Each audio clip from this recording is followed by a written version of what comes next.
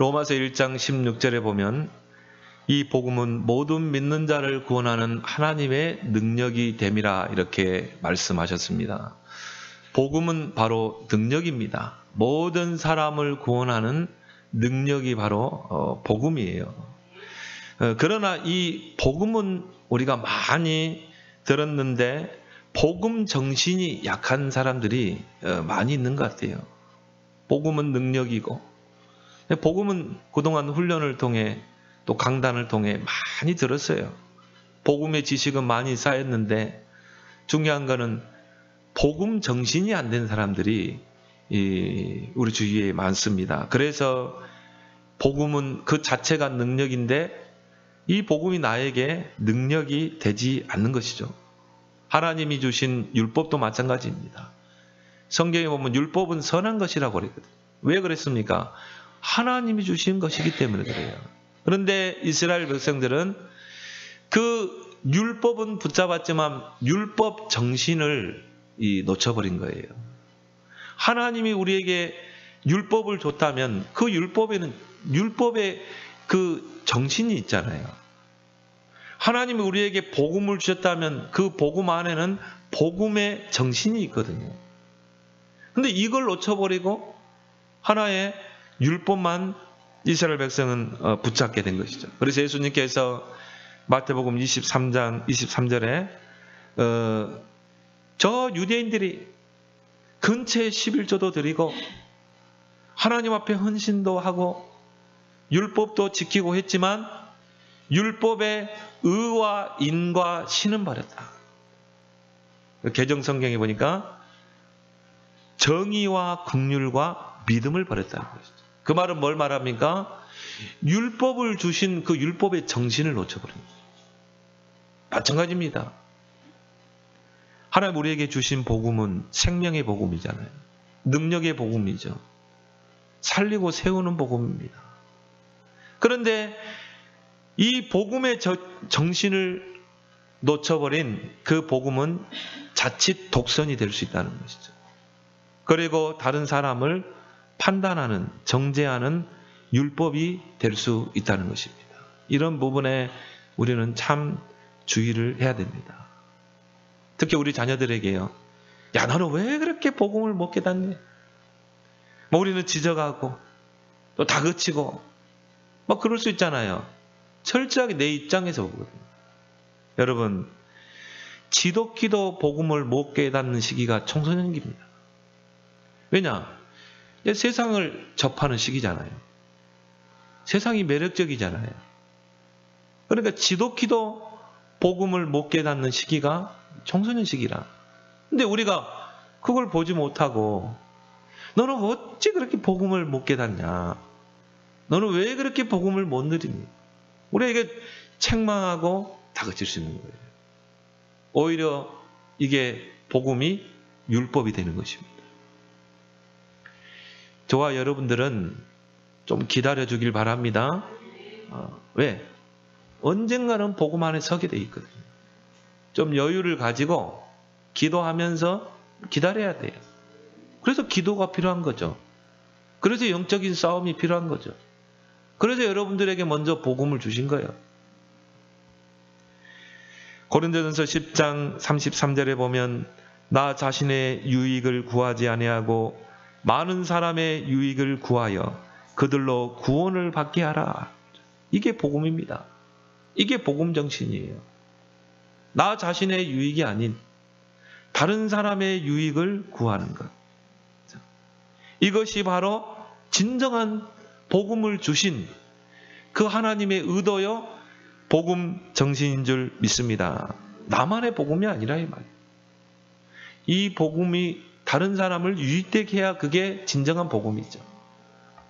그래서 교회에서도 마찬가지입니다. 내 주장이 맞아도 교회의 유익을 위해서라면 나를 희생할 수 있어야 돼요. 나를 내려놓을 수 있어야 돼요. 이게 복음 정신이라니. 그래서 고린도전서 13장에 사랑장이 나오죠. 바울은 사랑에 대해서 쭉 이야기합니다. 산을 옮길 만한 믿음이 있다 할지라도 사랑이 없으면 아무 소용없다. 요란하게 울리는 꽹과릴 뿐이다. 그러면서 사랑에 대해서 쭉 나열합니다. 사랑은 오래 참고 온유하고 쭉 이야기하면서 사랑은 자기의 유익을 구하지 아니하며. 정말 여러분이 복음 가진 자라면 이 나의 유익이 아닌 다른 사람의 유익을 구해야 될 줄 믿습니다. 세상 사람들은 자기의 이익 따라 움직이잖아요. 자기의 이익이 손해된다면 철저하게 돌아서잖아요. 그런데 정말 하나님의 사람이요 또 복음을 가진 자요 그리스도의 그 십자가의 사랑을 입은 우리는 어떻게 해야 돼요? 다른 사람의 유익을 구해야 돼요. 나를 희생시키고. 그래서 주님이 원하시는 사랑은 어떤 사랑입니까? 다른 사람의 유익을 구하는 사랑, 다른 사람을 위해서 기도하는 사랑, 그 사랑인 줄 믿습니다. 그래서 우리는요 중보기도라는 게 있잖아요. 교회 안에 믿음이 약한 사람을 위해서 기도해주고 그를 섬겨주고 복음으로 세워주고, 이게 복음 정신이에요. 그게 저 사람을 세울 수 있는 것이요. 그게 교회를 세우는 것인 줄 믿습니다. 오늘 읽은 본문의 고린도 교회는 이 우상에게 바쳐진 그 재물을 먹어도 되느냐, 먹어서는 안 되느냐, 이것 때문에 논쟁을 하고 분쟁을 했다니. 사소한 것이죠. 정말 복음을 받은 자요, 복음의 가슴이 있는 자요, 복음의 정신을 가지고 사는 사람은 먹어도 되고 안 먹어도 되는 부분 아닙니까? 그렇지만 약한 자를 위해서라면 안 먹어주는 게 복음 아니에요. 나의 유익이 아닌 다른 사람의 유익을 위하여, 교회의 유익을 위하여. 이게 복음 정신 아니겠습니까? 근데 고린도 교회는요, 이것 때문에 서로 분쟁을 하는 거예요. 먹어도 된다. 우상은 우리에게 아무것도 아니지 않냐? 하나님은 이 땅에 한 분 아니냐? 우상에게 바쳐진 그 재물, 그거 먹어도 괜찮지 않냐?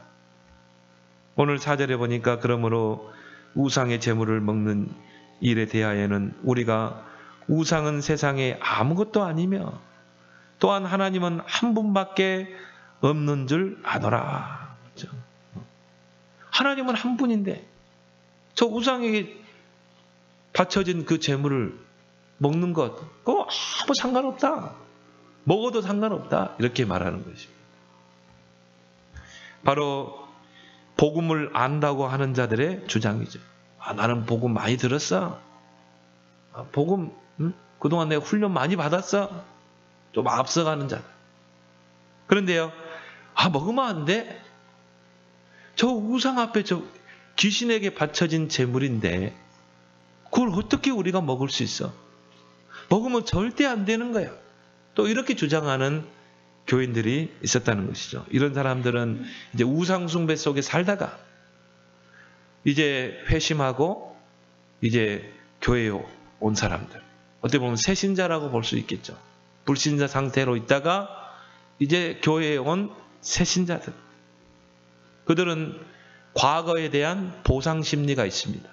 내가 과거에 이렇게 불신자로 살고 내가 귀신 숭배하고 내가 우상 숭배하고 이런 죄를 짓고 자랐지 않냐? 그래서 새로운 피조물이 됐지 않냐? 이제 내가 교회에 와서 하나님을 예배드리는 자가 아니냐? 그러면 이제는 내가 주님을 위해 살아야지. 이런 보상 심리가 있는 거예요. 그러니까 이들은 뭐냐? 먹으면 안 된다. 내가 예수 믿기 전에 불신자로 살 때는 내가 그런 걸 먹었지만 이제 내가 하나님의 자녀가 됐고 나는 거룩한 백성이 되기 때문에 먹으면 안 된다. 이거 가지고 이제 교회 안에 논쟁이 일어나게 된 것입니다. 그래서 바울은 이런 논쟁을 해결하기 위해서 오늘 이 고린도전서 8장을 쓰게 된 것입니다. 이런 문제들이 교회 안에 있을 수 있다는 것. 이런 문제 때문에 교회 안에서 분쟁이 일어나고 갈등이 일어날 수 있는 것입니다. 이 갈등의 골이 깊어지면 어떻게 됩니까? 쪼개지는 거죠. 그러니까 한국교회가 이래서 쪼개진 거예요. 정말 이 복음의 정신이 없는 사람들. 우리는 이러한 분쟁과 갈등이 있을 때 우리는 이걸 어떻게 해결해야 될 것인가? 첫 번째로 우리는 복음에 유익된 방향으로 선택해야 될 줄 믿습니다. 이것이 정말 복음에 유익이 되는가? 여기에 우리의 모든 포인트를 맞춰야 돼. 오늘 10절에서 12절에 보면요. 지식 있는 내가 우상의 집에 앉아 먹는 것을 누구든지 보면 그 믿음이 약한 자들의 양심이 담력을 얻어 우상의 재물을 먹게 되지 않겠느냐. 그러면 내 지식으로 그 믿음이 약한 자가 멸망하나니 그는 그리스도께서 위하여 죽으신 형제라. 만약 새신자들이 그 광경을 보게 된다면, 믿음이 있고 복음에 앞선 그런 중직자들, 직분자들, 그런 교인이 우상 그 재물을 먹고 있는 광경을 보게 된다면 어떻게 되겠어요?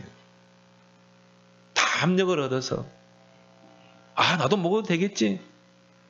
방종의 길로 갈 수 있고 또 시험 들 수 있고 그것 때문에 실족할 수 있다 이 말이에요. 그것을 우리는 주의해야 된다는 것이죠. 그래서 11절에도 보니까 네 지식으로 믿음이 약한 자가 멸망하나니, 네가 알고 있다고 하는 그 복음의 지식으로 말미암아 저 믿음이 없는 새신자들이 실족할 수 있다 이 말이에요. 그것 때문에 결국은 이 교회를 떠날 수도 있다 이 말이죠. 그래서 바울은 고린도전서 10장 23절에 모든 것이 가하나 모든 것이 유익한 것이 아니요 모든 것이 가하나 모든 것이 덕을 세우는 것이 아니니 누구든지 자기의 유익을 구하지 말고 남의 유익을 구하라. 복음이면 되는 거야. 우상의 재물 먹는 거 아무 상관없어. 그게 복음이니까. 하나님은 한 분이고 우상에게 바쳐진 저 재물은 아무것도 아니야. 그냥 음식이야. 그게 맞을 수도 있겠죠. 복음이니까. 그렇지만 모든 것이 가하나 모든 것이 유익하지 않는 게 있다 이 말이에요. 모든 것이 가하나 그럼 먹어도 돼요. 가하나 모든 것이 덕을 세우는 것이 아니라 이 말이에요.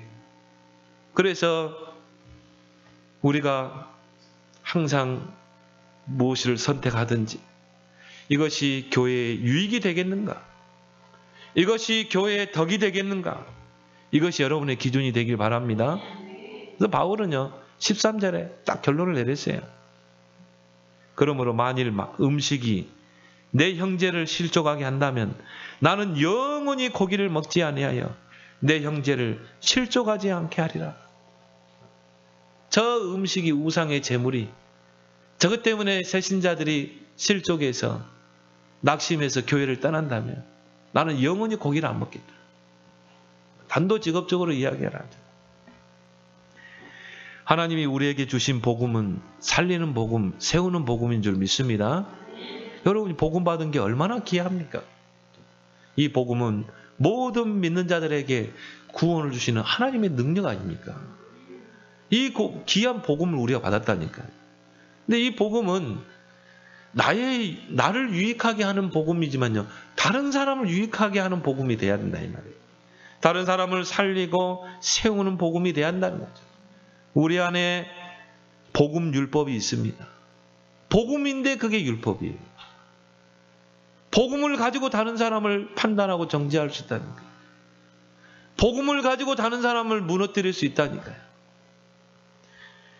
그 복음을 가지고 그 복음의 지식을 가지고 다른 사람을 판단하고 정죄할 수 있는 것입니다. 교회의 성장의 열쇠는 새신자예요. 새신자는 여러분 전도의 큰 문입니다. 왜? 새신자 배후에는 다 불신자거든요. 불신자로 있던 사람이 예수 믿고 구원받았다. 얼마나 전도의 큰 문입니까? 얼마나 전도의 밭입니까? 새신자를 놓치면 안 돼요. 고린도 지역은 우상 숭배가 심하던 곳입니다. 그런데 고린도 교회에 이런 우상 숭배하다가 이제 회심하고 교회에 온 자들이 막 늘어나게 된 거예요. 얼마나 기회입니까? 이 복음을 확산시킬 수 있는 얼마나 기회입니까? 이 새신자에게 복음이 들어가면 어떻게 돼요? 이 사람 때문에 가족 전체가 다 돌아온다니까요. 그 주변 사람들이 다 돌아온다니까요. 믿음의 3, 4대 정도 되면요, 그 주변에 거의 다 믿어요. 복음 받을 사람이 거의 없어요. 근데 새신자는 완전히 밭이라. 그래서 교회에서 새신자를 놓치면 안 돼요. 새신자는 전도의 큰 밭이기 때문에. 그런데 이 새신자의 특징이 뭡니까? 어린아이의 신앙이라는 것이죠. 아직은 어린아이예요. 그리스도 안에서 이제 새롭게 거듭났기 때문에 새로 태어났다. 아무것도 모릅니다. 그래서 고린도전서 13장 11절에 보면 내가 어렸을 때에는 말하는 것이 어린아이 같고 깨닫는 것도 어린아이와 같고 생각하는 것도 어린아이와 같다가 장성한 사람이 되어서는 어린아이의 일을 버렸노라. 말하는 것도 어린아이 수준, 생각하는 것도 어린아이 수준, 그리고 뭡니까? 깨닫는 것도 어린아이의 수준이에요. 이게 새신자예요.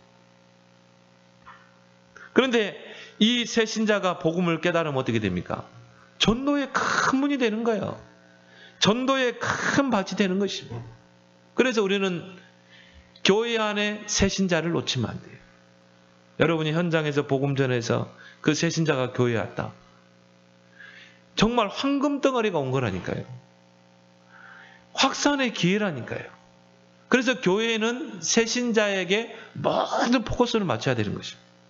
새신자에게 모든 방향을 맞춰야 될 줄 믿습니다. 새신자의 영적 성장을 위해서.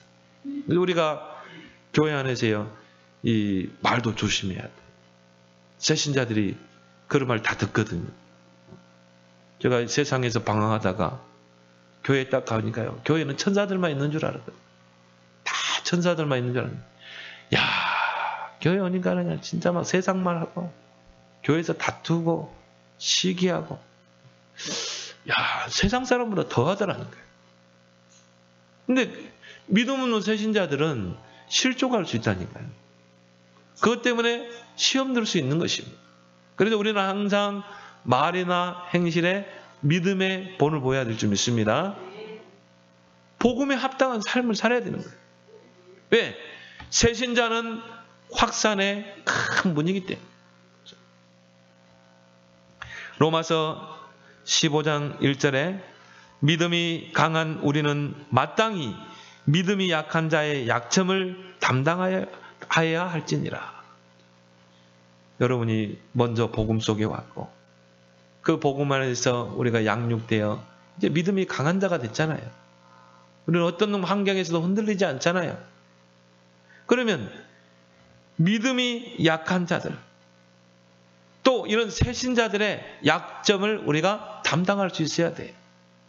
그런 새신자들을 이해하고 수용하고 또 때로는요 격려도 해주고, 아 맞아요 맞아, 좀 복음의 말을 하면요 아 맞다고 하면서 칭찬도 하고, 그러면서 이 새신자가 복음 안에서 잘 양육돼 세워지도록, 그래서 장성한 자로 설 수 있도록, 그래서 전도자로 서도록 우리 모든 교인들이 힘써야 될 줄 믿습니다. 그러면 그 우상의 재물을 먹을 수 있지만 복음의 유익을 위해서 안 먹어야 한다. 새신자를 위해서. 그것을 바울은 오늘 본문에서 강조하고 있는 것입니다. 두 번째로 우리는 사랑으로 덕을 세우는 신앙이 되어야 될 줄 믿습니다. 오늘 8장 1절에 우상의 재물에 대하여는 우리가 다 지식이 있는 줄을 아나. 지식은 교만하게 하며 사랑은 덕을 세우나니. 우리가 우상의 재물에 대해서는 복음의 지식이 있잖아요. 그거 상관없어. 먹어도 상관없어. 왜? 오직 하나님은 한 분이기 때문에. 뭐 먹어도 되고 안 먹어도 되는 거야. 우리는 복음의 지식을 가지고 있어요. 근데 자칫 그 복음의 지식을 많이 알고 있는 것이 자칫 교만이 될 수 있다는 것입니다. 그래서 유대 종교 지도자 중에 바리새인들이 있습니다. 예수님이 가장 많이 책망을 했던 사람들이에요. 예수님의 책망을 가장 많이 받았어요. 독사의 자식들아, 이 정도로 할 정도로. 왜? 이들은요, 지식의 교만이 있었거든요. 가르치는 위치에 있었어요. 지식의 교만이 있고 철저하게 외식하는 자였거든요. 그래서 우리가 복음을 가지고 복음을 많이 들었지만 이 복음의 지식이 자칫 교만이 될 수 있는 것입니다. 성경은 교만은 패망의 선봉이라고 합니다. 야고보서 3장 1절에 너희는 선생이 많이 되지 말라고 그랬어요. 여러분, 선생이 되지 말고 섬기는 자가 되길 바랍니다. 우리는 자꾸만 가르쳐 들려고 하거든요. 복음의 지식으로 많이 집어넣으려고 하거든요. 너희는 많이 선생이 되지 마라. 오히려 섬기는 자가 되라. 그 지식이 자칫 교만을 수. 야, 저 사람 그렇게 양육하는데 복음 못 깨닫네. 야, 이 복음을 왜 못 깨달을까? 자칫 이게 교만이 되고, 자칫 이게 남을 정죄하는 것이 되고, 판단하는 것이 될 수 있다 이 말이에요. 그래서 바울은 이거를요 하나의 죄로 봤어요. 오늘 이 12절에 이같이 너희가 형제에게 죄를 지어 그 악한 양심을 상하게 하는 것이 곧 그리스도에게 죄를 짓는 것이니라.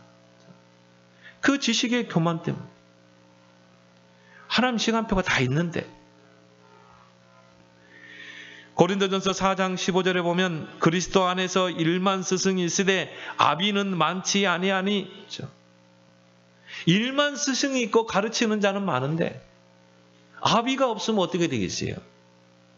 여러분, 스승과 선생과 아비의 다른 점이 뭡니까? 스승, 선생은요 막 가르쳐 들려고 해요. 아비는 뭡니까? 자식을 키우잖아요. 양육하잖아요. 자식을 위해서 헌신하잖아요. 또 희생도 하잖아요. 여러분은 선생이 되지 말고 여러분은 아비가 되길 바랍니다. 양육해야 돼요. 양육하기 위해서는 섬겨야 돼요. 때로는 기도가 필요해요. 때로는요, 그 새신자 또 믿음이 약한 자의 눈높이에 맞춰서 이해도 해주고 수용도 해주고 때로는 뭡니까? 격려도 해주고 그 사람의 신앙에 나를 맞추기도 하고, 이게 아비 아닙니까? 그리스도 안에서 1만 스승이 있으되 아비는 많지 않다. 그래서 여러분이 개인을 양육하고 또 새신자를 양육할 때는 이 부분이 굉장히 주의해야 될 부분이에요. 여러분은 가르치는 자가 아닌 양육자로 서길 바랍니다. 내가 이 사람을 양육하고 있다. 갓난아기는 모든 걸 다 수발을 다 들어줘야 돼요. 기저귀도 갈아줘야 되고 때로는 젖도 먹여줘야 되고 때로는 씻겨줘야 되고, 그게 갓난아기 아닙니까? 그게 엄마가 하는 일 아니에요. 모든 수발을 다 들여야 한다니까요. 여러분이 한 영혼을 양육할 때 그렇게 해야 돼요. 막 지식만, 막 복음의 지식만 냅다 막 쏟아붓고 그게 아니라 이 말이에요. 정말 엄마가 그 갓난아기를요 사랑으로 양육하는 것처럼. 그래서 바울은 믿음과 소망과 사랑을 이야기했죠.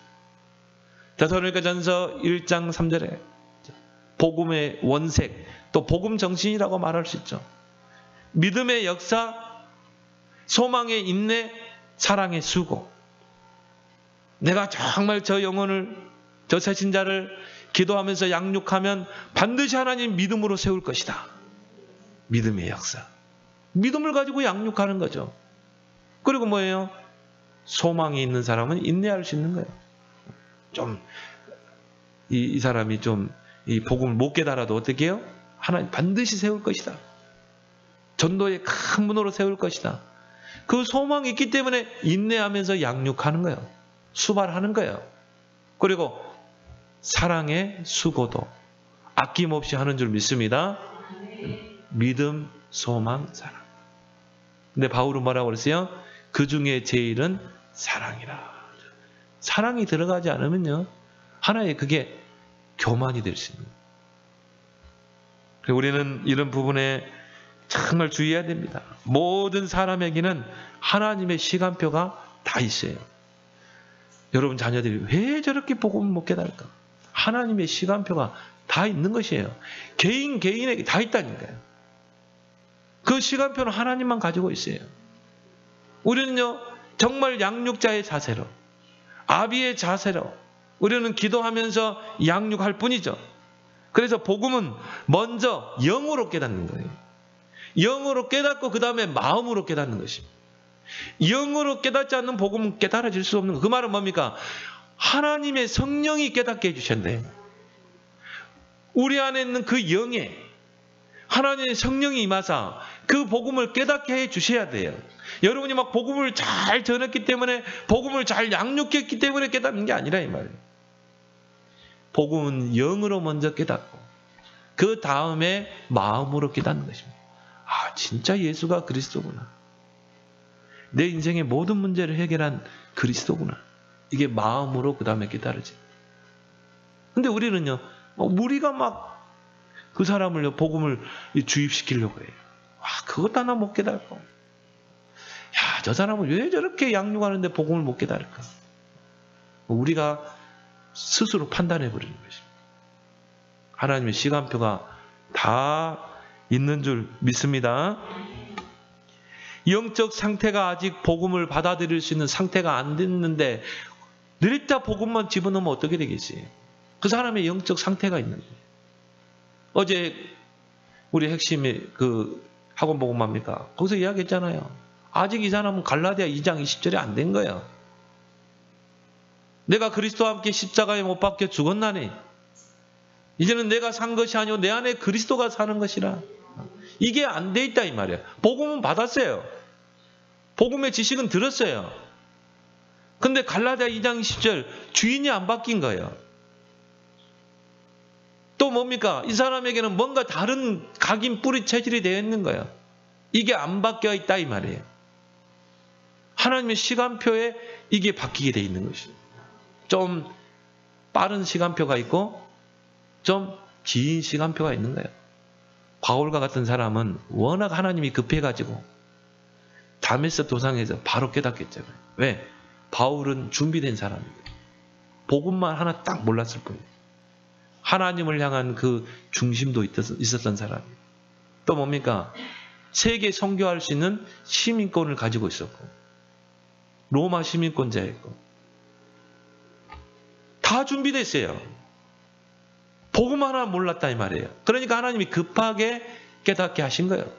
근데 어떤 사람은요 10년 20년도 복음 못 깨닫는 사람이 있다니까요.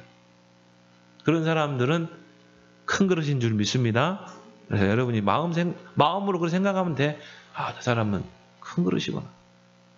여러분 자녀들이 지독히도 복음 못 깨달으면 어떻게 해야 돼요? 아, 큰 그릇이구나. 시간표가 좀 필요한 사람. 그 시간표를 누가 맞춰요? 하나님이 맞추시는 줄 믿습니다. 여유를 가지고 기도하면서 좀 기다릴 수 있어야 돼요. 그래서 1절에 하반절에 보니까 지식은 교만하게 하며 사랑은 덕을 세우나니. 사랑은 덕을 세우게 돼 있어요. 그 덕이란 말이 헬라어로 뭡니까? 오이코노메. 오이코스가 집이란 말이고 세운다는 뜻이고 오이코네라는 말은 뭡니까? 집을 세운다. 건물을 세운다. 이런 의미가 있습니다. 여러분 사랑은 연약한 교인을 세우게 돼 있어요. 여러분에게 있는 복음의 그 사랑은 교회를 세우게 돼 있어요. 저 새신자들을 세우는 게 가가페 사랑이라니까. 복음 사랑이라니까. 우리에게 필요한 게 그 사랑이에요. 지식은 교만하게 합니다. 사랑은 덕을 세우느니라. 골로새서 3장 14절에 모든 것 위에 사랑을 더하라. 이는 온전하게 매는 띠니라. 여러분이 모든 것 위에 거기다 뭘 더해요? 사랑만 더하면 돼. 왜 나에게는 역사가 안 일어나는 거야? 플러스 사랑이 안 돼서 그래요. 플러스 사랑. 플러스 사랑만 하면 돼요. 여러분이 교회에서 일할 때도요. 교회에서 여러분이 헌신할 때도 뭘 더하라? 사랑을. 플러스 사랑. 여러분 자녀들을 서밋 랩런트로 어떻게 키울 것인가? 뭘 하면 돼요? 플러스 사랑. 그 사랑은 세상 사람들이 말하는 그 사랑이 아닙니다. 아가페적인 사랑, 일방적인 사랑, 무조건적인 사랑. 손이 계산하지 않고 무조건적인 사랑. 그리스도의 사랑을. 자신을 위해서 아낌없이 희생하신 그 사랑. 왼수 같은 남편도 플러스 사랑하면 돼요.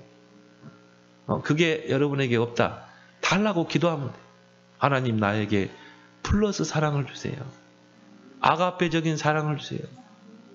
성경이 뭐라고 했어요? 왼수도 사랑하라고 그랬잖아요. 왼수. 원수도 사랑하라. 그 아가페 사랑을 달라고 기도해요. 그게 내가 아가페 저 사람을 내가 무조건적으로 사랑해야지. 안 됩니다, 여러분.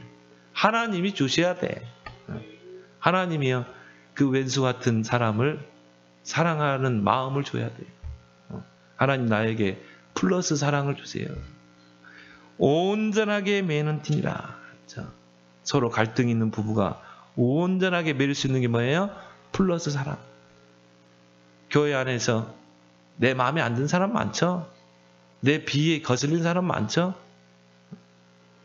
플러스 사랑이 안 돼서 그래요. 플러스 사랑. 여러분 플러스 사랑이 되면 어떻게 돼요? 다 매일 수 있습니다. 온전하게 매일 수 있어요. 내가 먼저 손 내밀면 돼. 그렇죠? 내가 먼저 손 내밀면 되고 내가 먼저 다가가면 되는 거야. 이는 온전하게 매는 띠니라. 플러스 사랑하길 바랍니다. 사랑은 덕을 세웁니다. 그러나 덕을 세우지 못한 복음의 지식은 교만한 지식이에요. 세 번째는 뭡니까? 여러분에게 주신 그 자유가 약한 자들에게 걸림돌이 되지 않게 하라. 오늘 9절에 그런즉 너희의 자유가 믿음이 약한 자들에게 걸려 넘어지게 하는 것이 되지 않도록 조심하라. 나는 자유한데. 나는 그리스도 안에서 자유한 신분인데. 저 우상의 재물 먹어도 되지. 그러나 그 자유가 믿음이 약한 새 가족들은요. 실족하게 하는 것이 된다니까. 넘어지게 하는 것이 된다니까. 이걸 여러분이 주의해야 돼요. 갈라디아 5장 1절에 그리스도께서 우리를 자유케 하기 위해서 자유를 주셨습니다. 여러분은 자유한 신분입니다. 그 어떤 것도 우리를 구속시킬 수 없어요. 환난이나 높음이나 적신이나 그 누구도 우리를 자유를 뺏을 수가 없습니다. 오히려 여러분들은 더 환난 속에서 더 어려운 환경에서 더 자유를 누리기 바랍니다. 나는 자유해. 그렇죠? 내 현실은 여전히 어렵고 힘든데 나는 자유해. 그런 것이 나를 얽맬 수 없다니까요. 그런 자유한 신분이에요. 그리스도가 주신 자유 아닙니까? 그런데 갈라디아 5장 13절에 그 자유로 육체의 기회를 삼지 말라.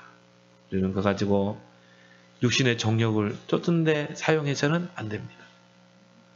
그리스도께서 우리에게 주신 자유는요. 이 세상에서 주는 자유하고는 차원이 다르잖아요. 그렇죠? 그래서 두 가지 안에서 여러분 자유를 누리길 바랍니다. 첫 번째가 뭡니까?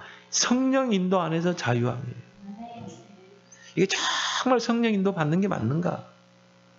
저 새신자들이 저렇게 우상 숭배하다가 이렇게 교회에 와서 믿음 생활하려고 하나님께 나왔는데 내가 저 우상의 재물을 먹는 게 그게 진정한 성령 인도인가? 생각해 봐야 됩니다. 이게 정말 저 사람들의 유익을 위한 건가? 이것이 교회의 유익을 위한 건가? 이게 교회의 덕을 세우는 것인가? 성령의 인도 안에서 자유함을 누려라. 두 번째는 뭡니까? 연약한 자를 세우는 자유를 누리세요. 연약한 자 중심으로. 그 자유가 진정한 자유요. 그 그 자유 속에서 교회는 세워져 가는 줄 믿습니다. 그래서 정말 교회의 덕을 세우는 저와 여러분들이 되기를 예수 그리스도로 축원합니다. 하나님 아버지 은혜를 감사합니다. 우리를 자유케 하신 주님 감사합니다. 그러나 그 자유가 교회의 유익을 위한 자유요, 교회의 덕을 세우는 자유가 되게 하시고 우리의 모든 기준은 복음의 유익된 방향으로 선택하는 지혜가 있게 하여 주옵소서. 지식은 교만하게 하지만 사랑은 덕을 세운다고 하였사오니 이제 그 주님의 그 아가페적인 사랑으로 덕을 세우는, 그리고 연약한 자들을 세우는, 교회를 세우는 그런 증인들이 다 되게 해 주옵소서. 예수 그리스도 이름으로 기도드리옵나이다. 아멘.